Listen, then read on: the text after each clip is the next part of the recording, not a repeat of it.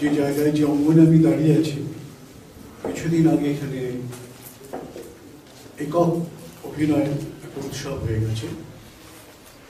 ধ্রুবদা যেখানে বসে আছেন, অমরবাবু আমি যে কদিন এসে প্রতিদিন ওখানে বসতেন। মাঝে আমি ছিলাম না, বাইরে চলে গেছিলাম কয়েকদিনের জন্য। তখন উনি নিজে এখানে অভিনয় করেছিলেন ওই বয়সে।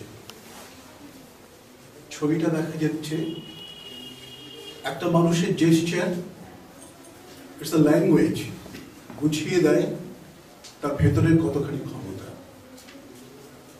আমার থেকে আমার বয়োজ্যেষ্ঠরা যারা অনেক বেশি কাজ করেছেন, আমি ওনার সঙ্গে অল্প কিছুদিন কাজ করেছি, তাতে থিয়েটারের সম্পূর্ণ কর্মী হিসেবে থিয়েটারের বিজ্ঞান, মঞ্চ বিজ্ঞান সম্পর্কে যে তার একদম নির্ভুল ধারণা, এবং আমাদের মতন একটা দেশে যাদের আমাদের প্রাচুর্য কম, তার মধ্যে থিয়েটারটাকে কত সুন্দর করা যায়, এই যে ভাবনা, আমার কাছে কি আছে, কি পাবো সেটা পরের কথা, তাই দিয়ে থিয়েটারটাকে কত সুন্দর করা যায়, এই যে চিন্তাটা কাউকে ঢুকিয়ে দেওয়া যেতে পারে, সেটা আমি স্যারের কাছে পেয়েছি।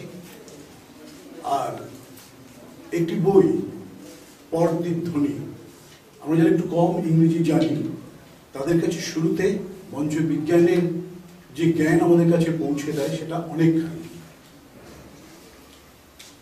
আর বলবো, আমি ওনার সঙ্গে কতগুলো কাজ করেছিলাম, তার মধ্যে একটি হচ্ছে তোতা কাহিনী। একেবারে ভিন্ন ধারায় উনি ভাবলেন, মঞ্চটাকে ছাড়লেন। আমরা তখন তো থার্ড থিয়েটার যেটা বলা হয়, অঙ্গন থিয়েটারের প্রয়োগ উনি করলেন, এবং সেটা আমরা বোধ হয় 100 উপরে শো করেছি। এবং আমি নিজে রিপ্রেজেন্ট করেছি পশ্চিমবঙ্গ তো বটেই, পশ্চিমবঙ্গ যে কটা ইউনিভার্সিটি, ভারতবর্ষের সবকটা ইউনিভার্সিটি আমরা ঘুরেছি এই প্রোডাকশন নিয়ে। আমরা ত্রিপুরা গেছিলাম, অমরবাবু তখন আমাদের সঙ্গে গেছিলেন। একটা অন্যভাবে সারা জাগিয়েছিল। আমরা বোধ হয়, আমাদের এখানে কেউ উপস্থিত আছে কি যে পার্টিসিপেট করেছিল? আমরা বোধ হয় 70-80 জনের মতন ছাত্রছাত্রী একসঙ্গে তাতে অভিনয় করতাম। এবং মাঝে মাঝে এমন হতো, সবসময় ইম্প্রোভাইজ হতো। অমরবাবু যখন উপস্থিত থাকতেন, হয়তো বড় মঞ্চ কার্টের কন্টে এরকম হবে, হ্যাঁ, সেটা হয়তো জাস্ট মুখে মুখে বলে দিতে। কিন্তু ওনার স্কুলিংটা এমন ছিল, আমরা এমনভাবে তৈরি হয়ে গেছিলাম যে সেটা আমরা বুঝতে পারতাম, ওই ল্যাঙ্গুয়েজটা তৈরি করে দিয়েছি। এই হচ্ছে অমরবাবু। তার মানুষের শোকের আয়ু বড়জোর 1 বছর।